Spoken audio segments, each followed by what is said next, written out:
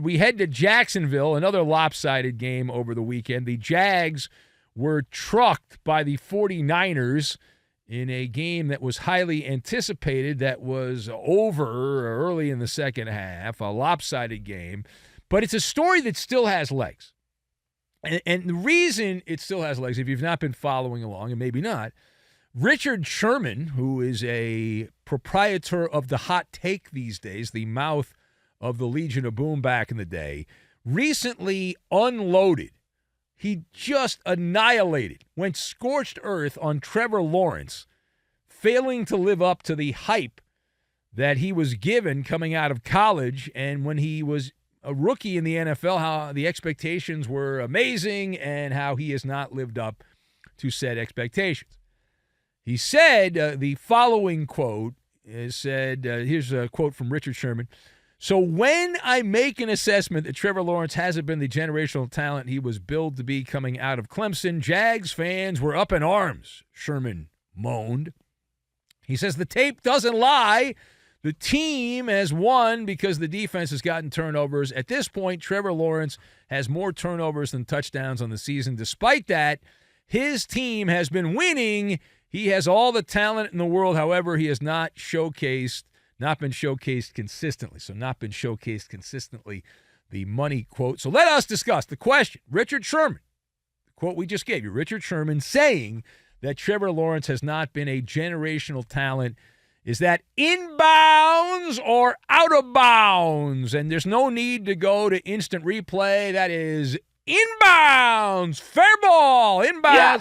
I've got Peeping Tom, eulogy, and Pokemon. And we will combine all of these things together, and we're going to make a cheesy reality TV show, which if the quarterback in Jacksonville keeps playing like this, he should be on a cheesy reality TV show. So, number one.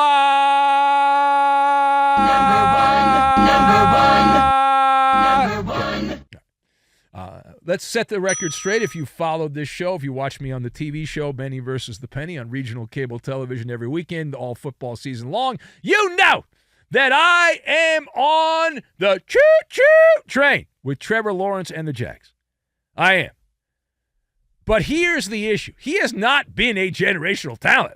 And both these things can be true simultaneously, where I am on the Jags choo-choo train of hype, and Trevor Lawrence has not been the man. He's had stretches where he's been the man, but not consistently.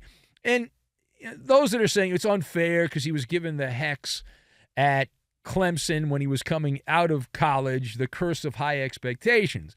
The reality is this. Trevor Lawrence has been what we call a peeping Tom quarterback. You're probably asking, what is a peeping Tom quarterback? A peeping Tom quarterback is one that only shows flashes. They'll flash greatness, but they will not consistently perform at a high level. The expectation was this is the next Drew Brees, Tom Brady, Peyton Manning, somewhere on that level. He has not, Trevor Lawrence, been that guy. He has not. Occasionally, he'll have a game where he plays peekaboo, and he looks really good. And people get all excited, and they're like, here we go, and then it turns out, no. And so that is what separation. Here we go! It's what separates the wheat from the shaft, right? I mean, that's the situation. Trevor Lawrence has 9 touchdowns, 6 interceptions. He's fumbled the ball 7 times. Butterfingers ought to be his sponsor. Butterfingers. All right, now, turn to the page. Headline from Gotham. We go, well, just outside Gotham in Jersey, where Robert Saleh is not just doubling down. He is tripling down with Zach Wilson love. Another game where the Jets fail to get in the end zone. Another game where Zach Wilson makes the big mistake. And another game where after the game, his head coach gets his knee pads on to take care of Zach Wilson, make sure he's all right. It's wild. It is absolutely wild. Based on what the coach of the Jets said, Robert Saleh, to reporters, he's made it pretty clear here that he is not going to change quarterback. He is not going to change offensive coordinator. None of that's going to happen. In fact, the quote he gave, he said, quote, this is Robert Saleh, coach of the Jets. He said, It is hard to make changes, just to pacify something, especially when something is not deserving. If he was deserving of it, I got you. Let's change something, close quote. So here we are again. How do you dissect parsing the words of Robert Saleh, coach of the Jets, saying here that he will not bench Zach Wilson to pacify the naysayers of the Jets? So Robert Saleh, after a minutes-long contemplation of the situation with the Jets, Robert Saleh picked the wrong hill to plant a flag. And it's Zach Wilson Mountain. It's not a very big mountain. It's not a piece of valuable real estate. Some would say it's a volcano, and it's about to explode. There she blows. There she blows. Wowzers. Robert Saleh writing his own coaching eulogy. He is. He's going to die on Zach Wilson Mountain. But God forbid we make the naysayers correct and we get rid of Zach Wilson. You're writing your own eulogy, you dum-dum, and you don't even realize it. The kid can't play. The guy sucks. How many performances does he have to have? And I'm not even a Jets fan, but it's ridiculous. It's patently absurd what has gone on. And the fact that Robert Saleh, chief dum-dum, is out there every week making excuses. Now, last week, he got caught in a trap, and he said, I take the fifth. This week, he's back planting his flag on Zach Wilson Mountain. Not a place you want to be. Not a place you want to be. All right, final point.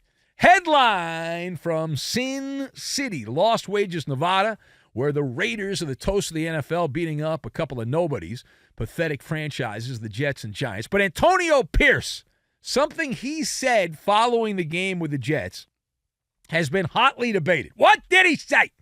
Now, if you didn't see this following the win, it's possible you missed it. Antonio Pierce gave a very direct, very blunt response about his usage of Davante Adams and making sure that is a point of emphasis for the Raiders, that the football gets in Davante Adams' hands, and they want to get him involved early and often and all that stuff. And the wise guys who follow the NFL said, oh, he did it, he did it, he did it, Antonio Pierce did it. That he trolled. He trolled the guy that he replaced in Josh McDaniels. And when he said, here's the quote, when you've got one of the best receivers in the game, I'm not stupid, Antonio Pierce declared. I know who to get the ball to. Now that quote has been put into the megaphone. Megaphone. And some pundits pointing out that is bad decorum. That's bad decorum for Antonio Pierce. So let us discuss. Is Antonio Pierce messing with the football gods? Just like that. By trolling Josh McDaniels.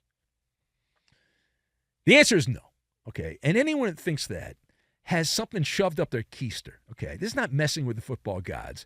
What Antonio Pierce is doing is playing Pokemon. He's poking the fired coach. He's playing Pokemon. Pokey the coach is what he's doing. And I'm fine with it. And Josh McDummy, it's fair game. And I'll tell you what, right now, if Josh McDaniels had thrown the ball more often and made it a point of emphasis to throw the ball to his star receiver, he'd likely still be coaching in the NFL. He would not have been fired before the 10-week mark of the season, but McDummy couldn't do it, and so he went away, and it's not messing with karma. There's no karma involved in this. Now, regardless, things are about to get real. I'm going to guarantee you what's going to happen. Now, I don't believe karma's involved with this at all for the Raiders and Antonio Pierce, but the Raiders have had a nice soft launch. It's kind of like when you've opened up a restaurant for lunch, and you're a sandwich shop, and the first day you're open, there's 3 people that come into the sandwich shop. Everyone gets their sandwich perfectly made, the right toppings, everything's perfect.